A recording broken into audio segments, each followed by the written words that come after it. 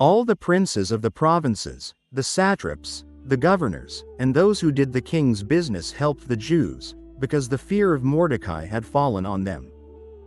This single verse from the Book of Esther, nestled within a narrative of peril and miraculous deliverance, speaks volumes about the sovereignty of God and his unwavering protection over his people.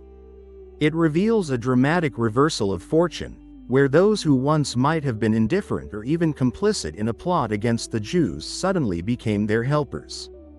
The reason given is profound. The fear of Mordecai had fallen on them. But what exactly was this fear of Mordecai? It was far more than a simple human apprehension of a man newly elevated to power. It was a dawning recognition, a profound awe, that the hand of the Almighty God was unmistakably at work.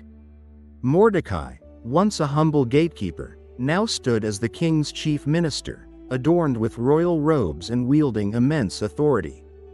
His rise was not merely a stroke of luck or political maneuvering, it was divinely orchestrated. The princes, satraps, and governors, accustomed to the subtle currents of power, sensed that something far greater than earthly might was backing Mordecai. This fear was reverence for the divine favor visibly resting upon him and, through him, upon the entire Jewish nation. In an empire where the king's word was law, and the king's favor determined destiny, the elevation of Mordecai was a sign from heaven itself. It signaled that God had intervened, turning the decree of destruction into a proclamation of protection.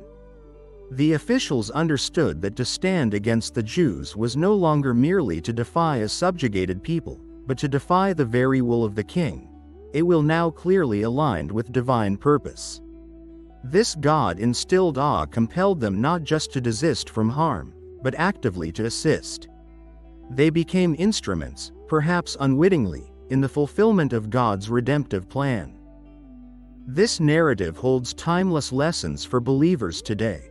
We, too, live in a world where forces greater than ourselves often seem to dictate the course of events. We may face opposition, injustice, or moments where our faith feels challenged by overwhelming odds. Yet, the story of Mordecai reminds us that God is perpetually at work, even in the most complex and seemingly secular arenas of power. He can raise up the lowly, humble the proud, and turn the hearts of those who hold sway. Our battles are not fought alone. Just as God put a fear of Mordecai into the hearts of the officials, he can cause his light to shine through his people, impacting those around them. When we walk in obedience and trust, God's presence becomes manifest, sometimes subtly, sometimes dramatically, influencing circumstances and even softening the hearts of adversaries. The fear that falls upon others is not a terror of us, but a recognition of the God who is with us, a God whose power none can withstand. Let us take heart from this ancient truth. No situation is beyond God's reach. No power is too great for him to overcome. When we commit our ways to him, when we stand firm in our faith even amidst adversity, he is faithful to intercede, to protect, and to deliver. The ultimate triumph belongs to the Lord, and his faithfulness ensures that his purposes for his people will prevail, often in ways that astonish even those who bear witness to his mighty hand.